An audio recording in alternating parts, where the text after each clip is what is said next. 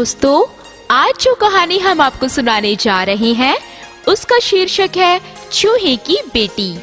इस कहानी से हमें ये शिक्षा मिलती है कि रूप बदलने से किसी का भाग्य नहीं बदलता और जो होना है वो होके ही रहता है। बहुत दिनों पहले की बात है। गंगा तट पर एक आश्रम था।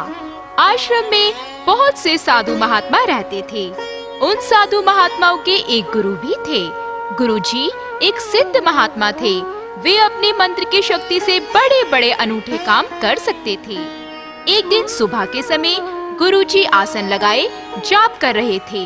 उसी समय एक बाज पक्षी अपने पंजों में एक चुईया लिए हुए उधर से निकला। संयोग की बात है कि चुईया उसके पंजों से छूटकर गुरुजी के हाथ में जा गिरी।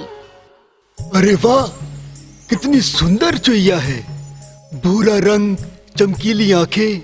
क्यों ना मैं इसे मंत्र पढ़कर एक सुंदर कन्या बना दूं। गुरुजी ने मंत्र पढ़कर उस सुंदर चुईया को एक सुंदर कन्या बना दिया और उसे लेकर घर लौटे।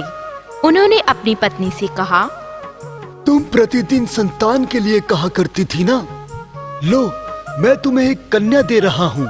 इसको बड़े ही लाड और प्यार से पालना। अरे ये तो बहुत ही सुंदर कन्या है। मैं अवश्य ही इसका पालन पोषण राजकुमारियों की तरह करूँगी। आज से ये हमारी बेटी है। गुरुजी और उनकी पत्नी दोनों ही उस सुंदर लड़की को देखकर भूले नहीं समाते। गुरुजी की पत्नी ने एक दिन कहा, अब हमारी बेटी बड़ी हो चुकी है, अब इसका विवाह कर देना चाहिए। हाँ, अब सचमुच यह विवाह योग्य हो गई है। गुरुजी ने शीघ्र ही मंत्र पढ़कर बादल को बुलाया। बादल आकर बोला, कहिए गुरुजी, आपने मुझे किस लिए बुलाया है? मेरी पुत्री संसार में सबसे बढ़कर सुंदर है। आप संसार में सबसे बड़े हैं। मैं आपके साथ अपनी बेटी का विवाह कराना चाहता हूँ। नहीं, मैं इनके साथ विवाह नहीं करूँगी। इनका शरीर तो काले रंग का है, देखने में भी कितने डरावने हैं। मुझे दूसरा पति चाहिए जो इनसे भी बढ़कर हो। गुरुजी का मन दुख से भर गया, पर वे क्या कर सकते थे। उन्होंने बादल की ओर देखते हुए कहा, आप कोई दूसरा वर बताएं जो आपसे भी बढ़कर हो। बादल ने उत्तर दिया, मुझसे बढ़कर तो वायु है। वायु ही है जो मुझे चाहे जहाँ उड़ाकर ले जा सकती है। आप अपनी बेटी का विवाह वायुदेव से करें। अब गुरुजी ने शीघ्र ही मंत्र के बल पर वायुदेव को बुलाया। वायुदेव गुरुजी के सामने आए और बोले, कहिए तपस्वी, मैं आपके लिए क्या कर सकता हूँ?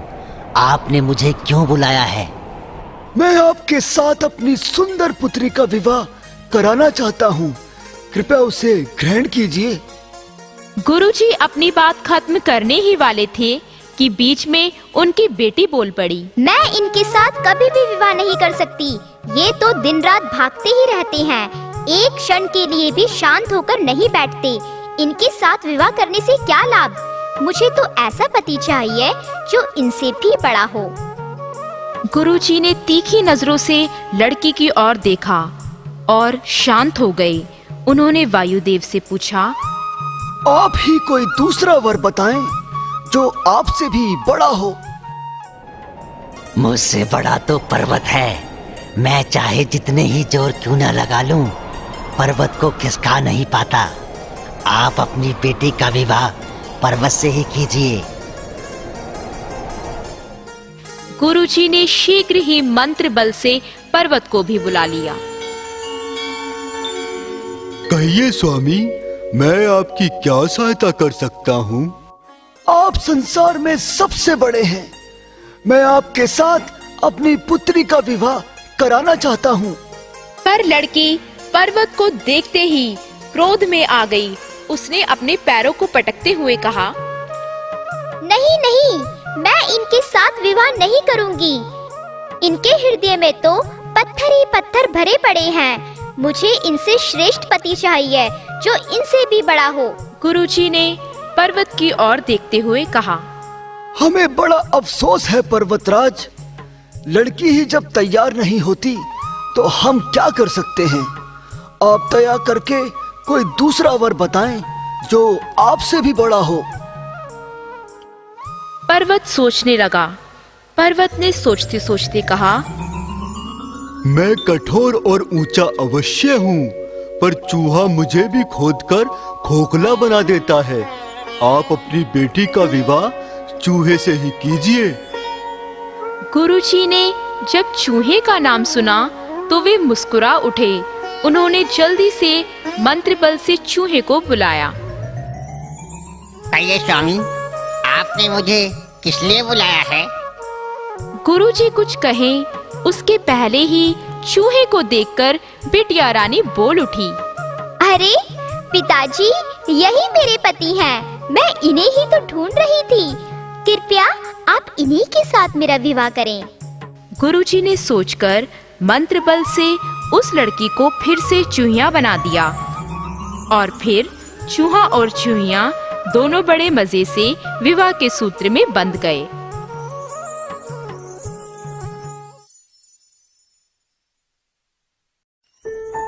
आइए दोस्तों, हम आपको एक कहानी सुनाते हैं जिससे हमें ये सीख मिलती है कि एकता में ही बल होता है। इस कहानी का शीर्षक है मुसीबत से छुटकारा। एक बार की बात है, एक शिकारी जंगल से गुजर रहा था। उसे एक पेड़ पर कबूतरों का एक झुंड बैठा दिखाई दिया। अरे वाह, इतने सारे कबूतर एक साथ! अगर इन सबको पकड़ लूं तो बेचने पर खूब पैसा मिलेगा।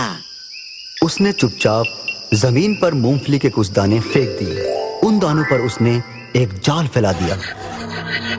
जाल तो लगा दिया, अब छुपकर इनके फंसने का इंतजार करता हूँ। बस फिर क्या था, एक कबूतर ने उन बिखरे हुए दानों को देखा और बोला, आहा, देखो देखो, नीचे मूंगफली के दाने हैं। चलो चलो, उन्हें चुगने चलते हैं। और उन्हें चुगने के लिए नीचे उतर गया। देखते ही देखते सारे कबूतर दाना चुगने पहुंच गए। आहा, क्या स्वादिष्ट दाने हैं। हाँ हाँ, खाने में बड़ा मजा आ रहा है। मैं तो पेट भर के खाऊंगा। मैं भी। दाने चुगने के बाद जैसे ही उन्होंने उड़ने की कोशिश की तो उन्होंने पाया कि उनके पांव तो जाल में फंस चुके थे।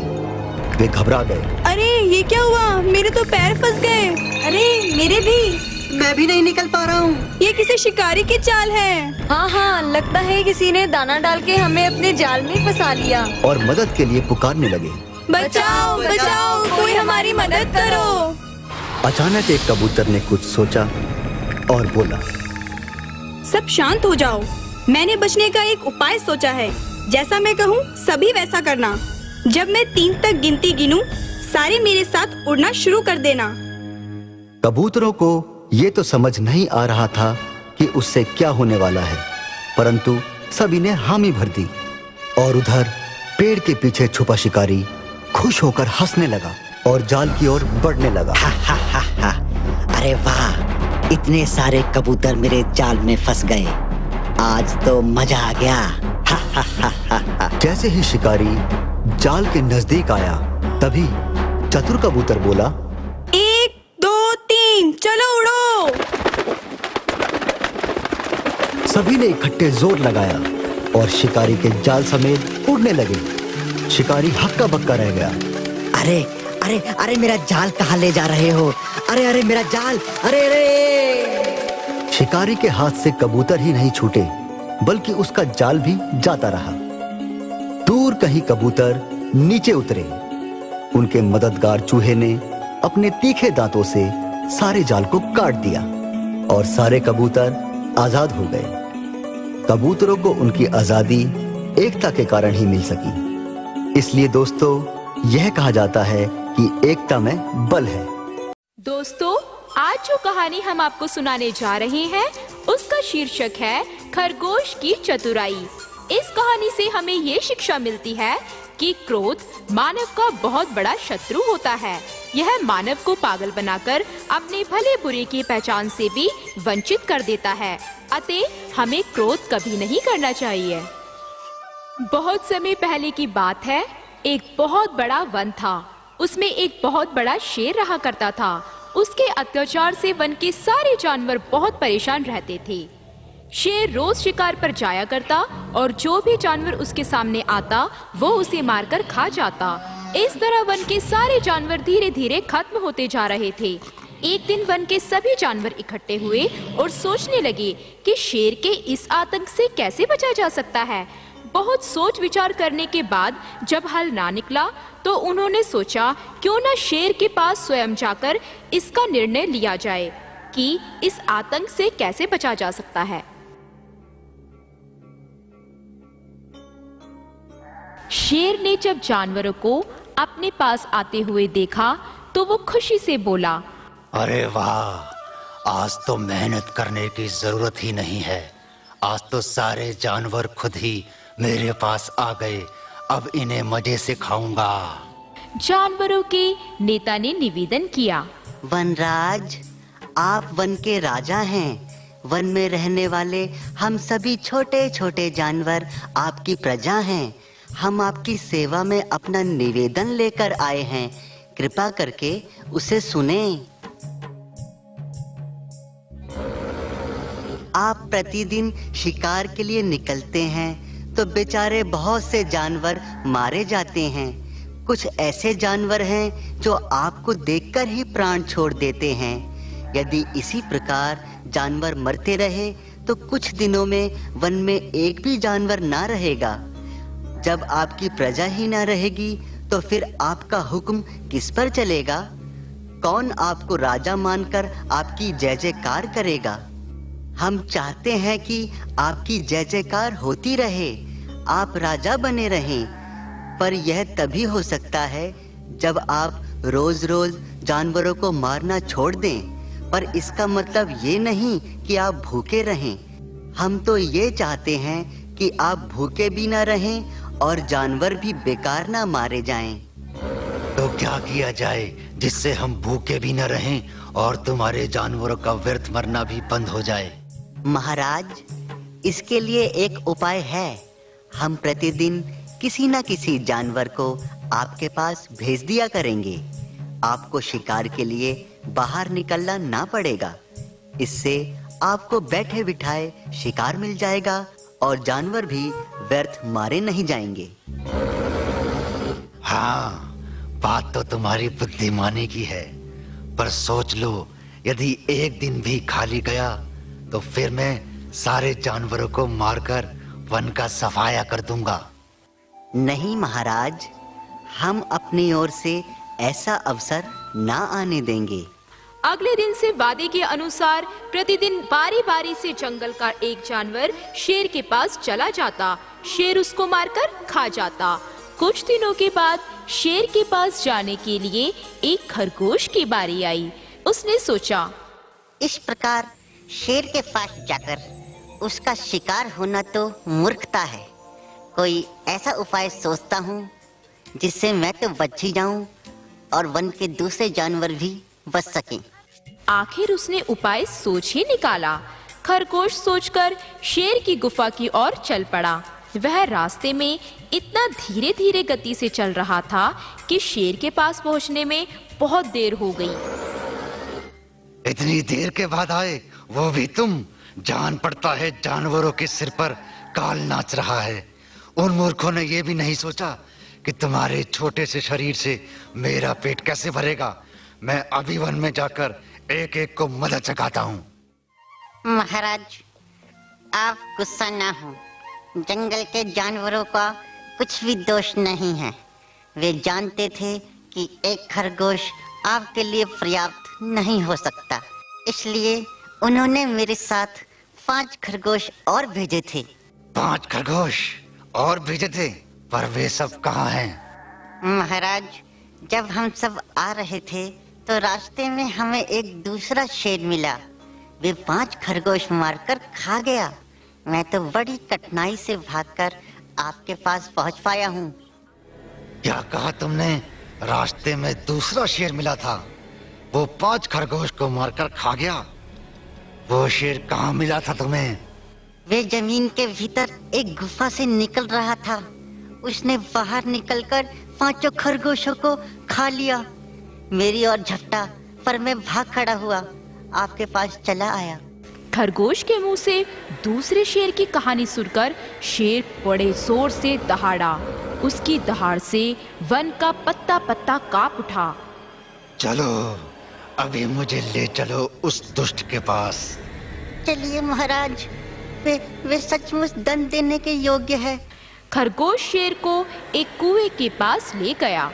उसने कुएं की ओर इशारा करते हुए शेर से कहा, श्रीमान, वो शेर इसी किले में छिपकर बैठा हुआ है। जरा सावधानी से उसके भीतर घुसिएगा, कहीं ऐसा ना हो कि वो आप पर ही हमला कर दे। वो मुझ पर हमला करेगा, मैं अभी उसका काम तमाम किए देता हूँ। पता इस किले में घुसने का रास्ता किस ओर से है? खरगोश ने कुएं की ओर इशारा करते हुए कहा, श्रीमान, वो शेर वहीं खड़ा था। आप भी वहीं से किले के भीतर जा सकते हैं। कुएं में झांककर देखा। शेर को कुएं के पानी में अपनी परछाई दिखाई पड़ी। उसने उस परछाई को देखकर सोचा, सचमुच शेर उसके अंदर है।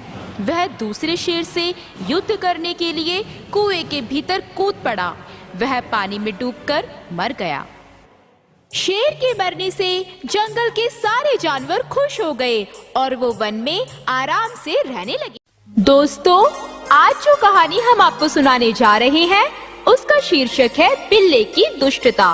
इस कहानी से हमें ये शिक्षा मिलती है कि दुष्ट प्राणी अपनी दुष्टता कभी नहीं छोड़ता। वह जब भी सज्जनता का ढोंग करता है, इसके पीछे उसका कुछ न कुछ स्वार्थ छुपा होता है। बहुत समय पहले की बात है। एक वन में पीपल का एक बहुत बड़ा पेड़ था। उस पेड़ के नीचे एक कोटर था जिसमें एक तीतर अपना घोंसला बनाकर रहता था। पीपल के आसपास और भी बहुत से छोटे छोटे पशु पक्षी रहते थे। एक दिन तीतर भोजन की खोज में बाहर निकला। जब वह उड़कर कुछ दूर गया तो उसकी एक खेत पर नजर पड़ी। वह धान का खेत था। तीतर बोला, अरे वाह, आज तो मजे आ गए। मेरा मनपसंद भोजन मुझे मिल गया। अब बड़े मजे से भरपेट इस धान के खेत में भोजन करूंगा। वो धान खाने में इतना व्यस्त हो गया कि उसे घर जाने की सुध न रही। कई दिन बीत गए पर तीतर धान खाने में ही व्यस्त रहा।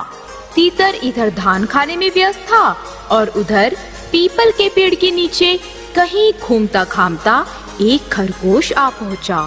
उस खरगोश का अपना कोई घर न था। वह कई दिनों से कहीं अपना घर बनाने के लिए इधर उधर घूम रहा था।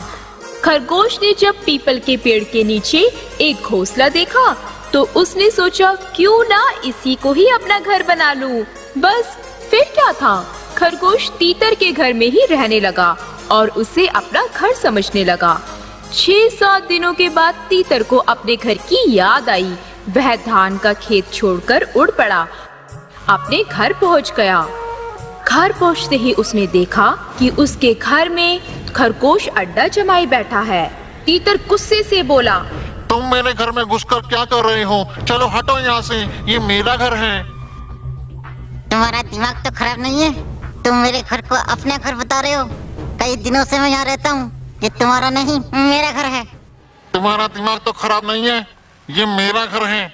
2-4 दिन से नहीं, मैं वर्षों से यहाँ पर रह रहा हूँ। मैंने इसे अपने हाथों से संवारा है। विश्वास ना हो तो पड़ोसियों से पूछ लो। मैं क्यों जाऊँ पड़ोसियों से पूछने?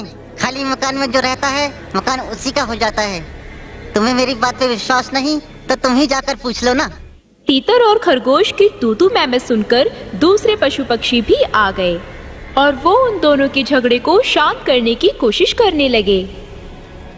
अरे भाई, इस प्रकार तू मैं करने से क्या लाभ? जाओ किसी पंच के सामने अपना मामला रखकर उसका निर्णय ले लो। पड़ोसियों की बात तीतर और खरगोश को पसंद आ गई। दोनों किसी ऐसे पंच की तलाश करने लगे जिसके सामने वे अपने मामले को रखकर उसका निर्णय ले सकें। तीतर और खरगोश का मामला बड़ा मुश्किल था। उस मुश्किल मामले को कोई सुयोग्य और चतुर पंच ही निपटा सकता था। दोनों पंच को ढूंढते ढूंढते गंगा के तट पर पहुँचे। गंगा तट पर पहले से ही एक बिल्ला बैठा था। वह माथे में तिलक लगाए और हाथ में एक माला लिए हुए था। दोनों ने जब बिल्ली को देखा तो खरगोश बोला, अरे ये तो बहुत ही भयानक बिल्ला है, ये तो हमें खा जाएगा। वह खरगोश और तीतर को देखकर दोनों पैरों के बल खड़ा हो गया और दोनों आंखें बंद करके हाथ में राम नाम जपने लगा। बिल्ली की भक्ति और पूजा पाठ को जब तीतर और खरगोश ने देखा तो दोनों ही उस पर मोहित हो गए। उन्होंने सोचा, इस बिल्ली से बढ़कर धर्मात्मा शायद कोई दूसरा नहीं। अच्छा होगा अगर हम इसी को अपना पंच बना लें। खरगोश बोल उठा, हाँ, मेरी राय में इस बिल्ले को ही पंच बनाना चाहिए। ये मुझे धर्मात्मा दिखाई देता है। हाँ, कहते तो तुम ठीक हो, पर ये ना भूलो ये हम दोनों का पुराना शत्रु है। जो कुछ भी किया जाए सोच समझ कर ही। दोनों ने आपस में सलाह करने का निश्चय कर लिया कि वे बिल्ले को ही अपना पंच बनाएंगे। कुछ देर के बाद बिल्ले ने जब अपनी आंखें खोली, दोनों बिल्ले के कुछ पास जा पहुँचे। स्वामी, मेरे और खरगोश के बीच एक बहुत मुश्किल मामला उठ खड़ा हुआ है। हम चाहते हैं आप उसका निर्णय लें और जिसकी गलती हो उसे दंड भी दें। नहीं नहीं, ये तुम क्या कह रहे हो? किसी को दुख देना अपना काम नहीं। मैं तो दया और प्रेम को छोड़कर और कुछ नहीं जानता। जब तुम दोनों ने मुझे पंच बना ही लिया है तो बारी बारी बताओ तुम्हारा क्या मामला है। महाराज, कुछ दिनों के लिए मैं अपने घर से बाहर गया था। वापस आकर देखा तो खरगोश मेरे घर में घुसा बैठा था और अब ये बाहर भी नहीं निकलता। तीतर की बात खत्म होने पर बिल्ले ने खरगोश की ओर देखा। खरगोश बोल उठा, नहीं स्वामी, जब मैं आया तो घर बिल्कुल खाली पड़ा था और मैं उसमें रहने लगा। ये घर मेरा है। बूढ़े होने के कारण मैं तुम्हारी बात सुन नहीं पा रहा हूँ, इसलिए मेरे पास आओ और अपनी बात फिर से बताओ। तीतर और खरगोश दोनों को अब बिल्ले पर विश्वास हो चुका था। दोनों सचमुच ही उसे धर्मात्मा समझने लगे। दोनों बिना किसी झिझक के बिल्ली के पास पहुँचे, पर जैसे ही दोनों बिल्ली के पास पहुँचे, बिल्ली ने झपट कर दोनों को अपने मुंह में ले लिया और उसने देखते ही देखते दोनों का काम तमाम कर डाला।